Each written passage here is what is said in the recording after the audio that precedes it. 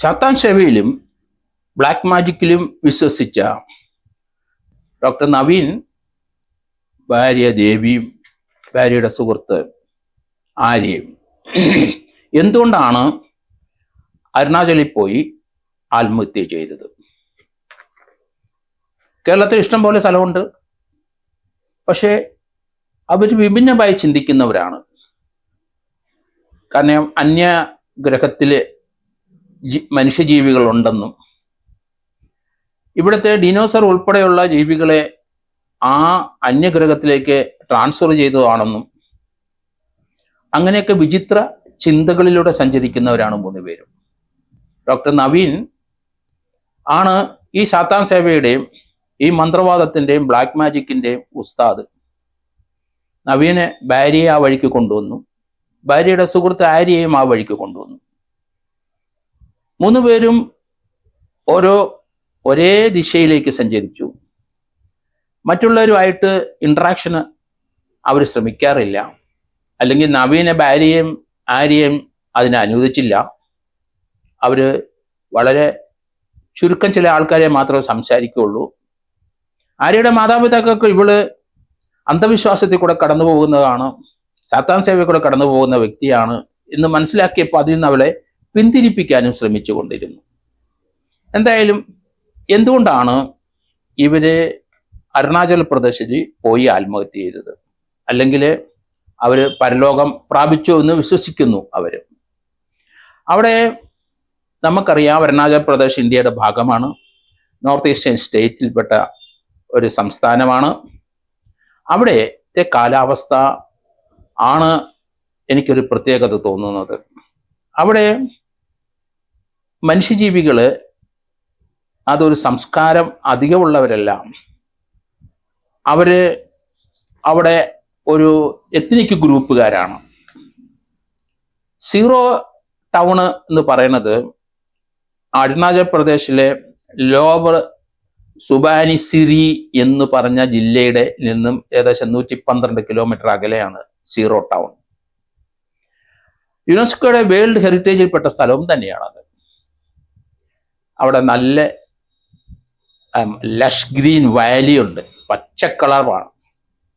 അന്തരീക്ഷം എപ്പോഴും മൂടിക്കെട്ടി തന്നെയാണ്. ഒരു പരലോക ഗമനത്തിന് പറ്റിയ അന്തരീക്ഷം.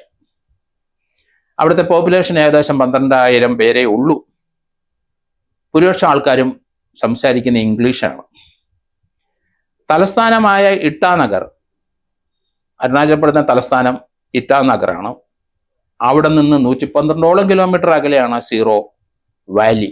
അവിടുത്തെ ഒരു ഹോട്ടലിലാണ് ഇവർ മരിച്ചു കിടക്കുന്നത് നമ്മൾ കണ്ടത്. ഏകദേശം ആ സ്ഥലം 5600-8000 അടി ഉയരത്തിൽ സ്ഥിതി ചെയ്യുന്ന സ്ഥലമാണ്. അവിടുത്തെ ഒരു അന്തരീക്ഷവും കാലാവസ്ഥ ഒരു പ്രത്യേക തരത്തിലാണ്. തീർത്തും വെളിച്ചം ഉണ്ടെന്ന് പറയാൻ ഒക്കില്ല. അവിടെ യുനെസ്കോയുടെ വേൾഡ് ഹെറിറ്റേജിൽപ്പെട്ട സ്ഥലമാണെന്ന് ഞാൻ നേരത്തെ പറഞ്ഞു.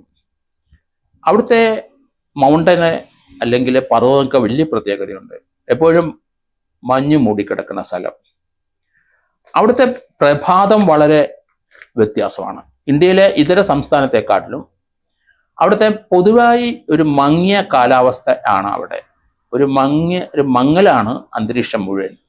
Land of dawn lit mountains എന്നാണ് പറയുന്നത്. ആ പർവ്വതങ്ങളുടെ ചുവടൊക്കെ നമ്മൾ പ്രഭാതത്തില് ഇരുട്ടും വെളിച്ചവും തമ്മിൽ ചേരുന്ന ഒരു മിശ്രിതമുണ്ട്. രാവിലെ പ്രഭാതം വന്നു ചേരുന്ന സമയത്തുള്ള ലൈറ്റ്, അതാണ് ആ പർവ്വതത്തിന്റെ ചുറ്റുമുള്ള സ്ഥലങ്ങളിലെ പ്രത്യേകത. ലാൻഡ് ഓഫ് ഡോൺ, പ്രഭാതത്തിലെ ലിറ്റ്, പ്രഭാതത്തിലെ ലൈറ്റ് എത്രയുണ്ട്, ആ ഒരു അന്തരീക്ഷമാണ് അവിടെ. അത് നല്ല ഒരു സുഖാനുഭൂതിയുള്ള ഒരു അന്തരീക്ഷം തന്നെയാണ്. ആ അന്തരീക്ഷമാണ് ഇവർ പരലോകത്തിന് തിരഞ്ഞെടുത്ത സ്ഥലം. അവിടെ ഇവർ താമസിച്ച ആ ഹോട്ടലില് ഇവര് അതിനു മുമ്പ് ആര്യയുടെ മൊബൈലിൽ ലാപ്ടോപ്പിലും ഒക്കെ നവീൻ ചില മൃതദേഹങ്ങൾ അയച്ചു കൊടുത്തു. രക്തത്തുള്ളികൾ അത് വീണ് കിടക്കുന്ന അയച്ചു കൊടുത്തു. ഒരു അമാനുഷിക മേഖലയിലേക്ക് അവർ പോവുകയാണ്. കാരണം അവര് അന്യഗ്രഹത്തിലെ മനുഷ്യവാസം ഉണ്ടെന്നും അവിടെ ജീവികളുണ്ടെന്നും വിശ്വസിക്കുന്നവരാണ്. പക്ഷേ ഇത് അവരുടെ ഈ സോഷ്യൽ മീഡിയയിലും ഒക്കെ സെർച്ചിൽ നിന്നിൽ കിട്ടിയ അറിവല്ലാതെ അതിലപ്പുറത്തോട്ട് ഒരു ശാസ്ത്രീയ ബോധം അവർക്കില്ല. സോഷ്യൽ മീഡിയ വരുന്ന പലരും സങ്കല്പത്തിൽ നിന്ന് ഉടലെടുത്ത് വിടുന്ന പല കാര്യങ്ങളുമാണ്. അതിലൊന്നും നമുക്ക് വിശ്വസിക്കാൻ കഴിയില്ല. അതേസമയത്ത് ഇവരുടെ ലോകം അത് മറ്റുള്ളവർ പ്രവേശിക്കാൻ അനുവദിക്കാത്ത രീതിയിലുള്ളതാണ്. ബ്ലാക്ക് മാജിക്കിന്റെ ഒരു ലോകത്താണ് അവർ ജീവിക്കുന്നത്. ഇവർ പല സന്ദർഭത്തിലും അവരുടെ ജീവിത രീതിയിൽ സാമ്പത്തിക വൈഷമ്യം അനുഭവിച്ചവരാണെന്നാണ് എനിക്ക് തോന്നുന്നത്. പ്രത്യേക വരുമാനമൊന്നും ഉണ്ടാവില്ല. ഇഷ്ടംപോലെ സ്ഥലം ഉണ്ടായിരിക്കും നവീന്, കോടിക്കണക്കിന് രൂപയുടെ വിലയുണ്ടായിരിക്കും. പക്ഷേ അവർക്ക് ആവശ്യത്തിനുള്ള പണം ലഭിക്കുന്നില്ല എന്നാണ് ഞാൻ കരുതുന്നത്. കാരണം രണ്ടുപേരും ജോലിക്കൊന്നും പോവില്ല. ആര്യയ്ക്കും അതുപോലെ ദേവിയും അവര് തിരുവനന്തപുരം നഗരത്തിലുള്ള ഒരു പ്രൈവറ്റ് സ്കൂളിലെ ടീച്ചേഴ്സാണ്. വലിയ ശമ്പളമൊന്നും ഉണ്ടാവില്ല. ജർമ്മൻ ഭാഷ പഠിപ്പിക്കുകയും ഫ്രഞ്ച് ഭാഷ പഠിപ്പിക്കുകയാണ് രണ്ടുപേരും ചെയ്തുകൊണ്ടിരുന്നത്. കൂടി വന്ന ഒരു 15,000 രൂപ കൂടുതലൊന്നും അല്ലെങ്കിൽ 10,000 രൂപ കൂടുതലൊന്നും ശമ്പളം ഉണ്ടാവില്ല. അപ്പൊ അവരുടെ ജീവിത രീതി നമ്മൾ നോക്കിക്കഴിഞ്ഞാൽ സാമ്പത്തിക പ്രതിസന്ധി കൂടെ തന്നെയാണ് പോകുന്നത്. പ്രത്യേകിച്ച് ഈ രീതിയിലുള്ള ജീവിതം. അവര് രണ്ടുപേരും ഡോക്ടറായിട്ടും അവര് ചില സ്ഥലങ്ങളെടുത്ത് കൃഷി ചെയ്യണം, അല്ലെങ്കിൽ അവിടെ ഈ ആയുർവേദമായിട്ട് ബന്ധപ്പെട്ട പ്ലാന്റുകൾ വളർത്തണം എന്നൊക്കെയുള്ള സങ്കല്പത്തിൽ തന്നെ അതിനുള്ള സാമ്പത്തികം ഒന്നുമില്ല, അല്ലെങ്കിൽ അത് വാങ്ങാനുള്ള സൗകര്യം ഒന്നുമില്ല. അതിന് പറ്റിയ അന്തരീക്ഷമുള്ള സ്ഥലത്തെ അത് കിളിർക്കുകയുള്ളൂ. അങ്ങനെ പല പല ഐഡിയ ആയിട്ട് നടന്നവരാണ്. പക്ഷെ സാമ്പത്തികം ഇല്ല എന്ന് തന്നെയാണ് ഞാൻ കരുതുന്നത്. അവർക്ക് വലിയ ബാങ്കിലൊന്നും ബാലൻസ് ഒന്നുമില്ല, പണം ഉണ്ടാവില്ല. ഇവിടെ ടിക്കറ്റ് എടുക്കാൻ ക്യാഷ് രൊക്കം കൊടുക്കുകയായിരുന്നു. അവിടെ ഹോട്ടലിലും അതുപോലെ തന്നെ ക്യാഷ് രൊക്കം കൊടുക്കുകയാണ്. ആ ഹോട്ടലിൽ വെച്ചാണ് ഇവർ രണ്ടുപേരും കൊല്ലപ്പെട്ടു എന്ന് നമ്മൾ മനസ്സിലായി. മറ്റേ ആള് കൊന്നതാണെന്നും കരുതേണ്ടി വരും. രണ്ടുപേരെ കൊന്നിട്ട് ഡോക്ടർ നവീൻ ആത്മഹത്യ ചെയ്തിരിക്കാനാണ് കൂടുതൽ സാധ്യത. കാരണം രണ്ടുപേരിലെയും കയ്യിലെ ഞരമ്പുകൾ മുറിച്ചിട്ടുണ്ട്. രണ്ട് കൈയിലെ ഞരമ്പുകൾ ഈ പെൺകുട്ടികളെ മുറിച്ചിട്ടുണ്ട്. അത് തന്നെ ശരീരത്തിൽ പല സ്ഥലത്തും ബ്ലേഡ് കൊണ്ട് വരച്ച പാടുണ്ട്. അതേസമയത്ത് നവീന്റെ കൈത്തണ്ടയിൽ ഒരിടത്ത് മാത്രമേ ആ വെയിൻ കട്ട് ചെയ്ത് നമ്മൾ കാണുന്നുള്ളൂ.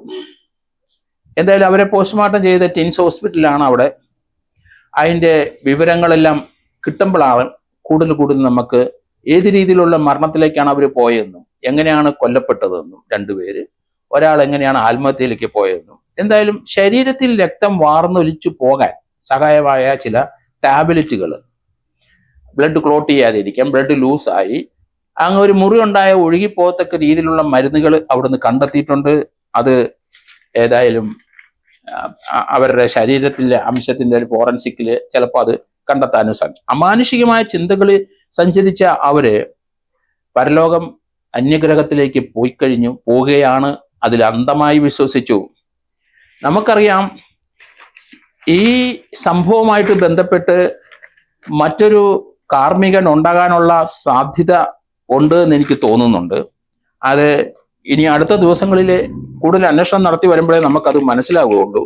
എങ്കിലും ഇതിനിപ്പോൾ ഒരു കാർമ്മികത്വത്തിന് അരുണാചൽ പ്രദേശിൽ ആരും ഉണ്ടെന്ന് എനിക്ക് തോന്നുന്നില്ല. കാരണം അവിടെ ആരുമായിട്ട് ഇന്ററാക്ട് ചെയ്തതായിട്ടോ ഒന്നും തോന്നുന്നില്ല. അരുണാചലിൽ ഇട്ടാനഗറിൽ ചെന്നപ്പം തന്നെ 3 പേരുടെ മൊബൈൽ ഫോൺ ഓഫ് ചെയ്തിട്ടുമുണ്ട്. അപ്പം മരണാനന്തര ജീവിതത്തെപ്പറ്റി അവർ ഗൂഗിളിൽ ധാരാളം സെർച്ച് ചെയ്തിട്ടുണ്ട്. അതോടൊപ്പം തന്നെ അവരുടെ ചില ചിന്തകൾ ഒരു പരിധിക്കപ്പുറത്തോട്ട് നമുക്ക് നമ്മുടെ ചിന്തകളെ വായിക്കാൻ കഴിയില്ല. ശാസ്ത്രത്തിന്റെ പുരോഗതി നമ്മൾ നോക്കി കഴിഞ്ഞാൽ നമ്മൾ നവഗ്രഹം കഴിഞ്ഞ് 2 or 3 ഗ്രഹങ്ങൾ അപ്പുറത്തോട്ട് ഉണ്ട് നമ്മുടെ ആൻഡ്രോമീഡിയ ഗാലക്സിയിൽ എന്നാണ് നമ്മൾ കരുതുന്നത്. നമ്മുടെ ഗാലക്സിയിൽ നമുക്ക് ഭൂമിയും അല്ലെങ്കിൽ സൂര്യന്റെ ചുറ്റും കറങ്ങുന്ന 9 ഗ്രഹങ്ങളും പിന്നെ 2 or 3 ഗ്രഹങ്ങളും നമ്മൾ കണ്ടെത്തിയിട്ടുണ്ട്. അങ്ങനെ 10-12 ഗ്രഹത്തിന്റെ ചുറ്റുപാട് മാത്രമേ നമുക്ക് അറിയുള്ളൂ. ഭൂമിയിൽ നിന്ന് ഇപ്പം നമ്മൾ ചന്ദ്രനിലേക്ക് പോകുന്നതും അല്ലെ ചൊവ്വയിലേക്കും പോകുന്നതും റോക്കറ്റ് ഉപയോഗിച്ച് പോകുന്നതും മാത്രമൊക്കെ നമുക്ക് ശാസ്ത്രീയ ബോധം നമ്മുടെ കയ്യിലുള്ളൂ. പക്ഷേ നമ്മൾ താമസിക്കുന്ന അല്ലെങ്കിൽ ഭൂമിയുടെ വാസസ്ഥലം ആൻഡ്രോമീഡിയ ഗാലക്സിയാണ്. ആ ഗാലക്സിക്ക് അടുത്ത് മിൽക്കി വേ ഉണ്ട്. തൊട്ടടുത്ത് നമുക്ക് മിൽക്കി വേയുടെ അടുത്തുള്ള ആ ഒരു സ്ഥലമാണ് ആൻഡ്രോമീഡിയ ഗാലക്സി എന്ന് പൊതുവെ അറിയപ്പെടുന്നത്. അവിടെ നമ്മൾ അതിനപ്പുറത്തോട്ട് നമ്മുടെ ചിന്തകൾ ഇതുവരെ പോയിട്ടില്ല, ശാസ്ത്രം അതുപോലെ പുരോഗമിച്ചിട്ടില്ല. ഈ മിൽക്കി വേയെ പറ്റിയൊക്കെ നമുക്ക് ആദ്യം ജർമ്മൻ ഫിലോസഫർ ഇമ്മാനുവൽ കാന്താണ് അത് നൽകിയത്. അദ്ദേഹത്തിന്റെ തീസിസാണ് മിൽക്കി വേ. അത് ഏകദേശം ശരിയാണ് എന്നാണ് ശാസ്ത്രം ഇപ്പം കരുതുന്നത്. അതേസമയത്ത് ആൻഡ്രോമീഡിയ ഗാലക്സിയിലാണ് നമ്മുടെ വാസം. നമുക്ക് രാത്രിയിൽ ചന്ദ്രനെ ഒട്ടുമില്ലാത്ത, ചന്ദ്രന്റെ പ്രഭയില്ലാത്ത ആ ഒരു ഇരുട്ട് സന്ധ്യയിൽ നമ്മുടെ നേക്കഡ് ഐ കൊണ്ട്, നമ്മുടെ കണ്ണുകൊണ്ട് ആൻഡ്രോമീഡിയ ഗാലക്സി ഏകദേശം നമുക്ക് കാണാൻ സാധിക്കും. പേർഷ്യൻ അസ്ട്രോണമർ അബ്ദുൽ അൽ റഹ്മാനാണ് ഈ ആൻഡ്രോമീഡിയ ഗാലക്സിയെ പറ്റി ആദ്യം പറയുന്നത് തന്നെ. അപ്പം പൊതുവെ ഇതിനപ്പുറത്തോട്ട് നമുക്ക് സഞ്ചരിക്കാൻ കഴിയുന്നില്ല. ശാസ്ത്രലോകത്തുള്ളവർ ചിലർ ഹൈ ഓൾട്ടിറ്റ്യൂഡിൽ വെച്ചിരിക്കുന്ന ചില അവരുടെ ഭൂതക്കണ്ണാടിയൊക്കെ ഉപയോഗിച്ച് ചില ഭാഗങ്ങളൊക്കെ കാണുന്നുണ്ടെങ്കിലും മനുഷ്യൻ ഇന്ന് വരെ മനുഷ്യന രൂപത്തിലുള്ള ഓരോ ജീവികളെയും നമുക്കറിയാവുന്ന ഗ്രഹത്തിലെങ്ങും ഇല്ല എന്നാണ് നമ്മൾ കണ്ടെത്തിയിരിക്കുന്നത്. അതാണ് അതിൻ്റെ ശാസ്ത്രത്തിന്റെ ബോധത്തിന്റെ അടിസ്ഥാനം. അങ്ങനെയുള്ള സ്ഥലങ്ങളിലെ, അന്യഗ്രഹങ്ങളിലെ, നമ്മുടെ ചുറ്റുമുള്ള നവഗ്രഹത്തിന്റെ തൊട്ടടുത്തുള്ള 3-4 ഗ്രഹത്തിലെ ചില ജീവികളുണ്ട് എന്നൊക്കെ പറഞ്ഞ് സോഷ്യൽ മീഡിയയിലൊക്കെ ചില ജീവികളുടെ ചിത്രങ്ങളൊക്കെ നമുക്ക് കാണാം. അതിലൊരു ചിത്രം ആര്യയുടെ ആ ലാപ്ടോപ്പിലും കണ്ടു എന്നാണ് പറയുന്നത്. മനുഷ്യന്റെ കോലം തിരിഞ്ഞ സ്കെലിറ്റനായ ചില വികൃതമായ മുഖത്തോടു കൂടിയ ചില ഫിഗേഴ്സൊക്കെ അതിനകത്ത് ഉണ്ടായിരുന്നു എന്നാണ്. എന്തായാലും ഈ ചിന്തയുടെ പുരോഗതി ഒരു ശാസ്ത്രീയ അടിസ്ഥാനത്തിലല്ല എന്നാണ് ഇതിൽ നിന്ന് മനസ്സിലാകുന്നത്. അവർ തിരഞ്ഞെടുത്ത സ്ഥലം മരണം പുൽകാനായിട്ട് പറ്റിയ അന്തരീക്ഷം ഉള്ള ഒരു സ്ഥലമായിട്ടാണ്. കാരണം അവിടെ 2-3 പ്രാവശ്യം ഈ നവീനും ദേവിയും അവിടെ പോയിരുന്നു. അതിനുശേഷമാണ് ആര്യയും കൂട്ടിക്കൊണ്ട് പോയത്.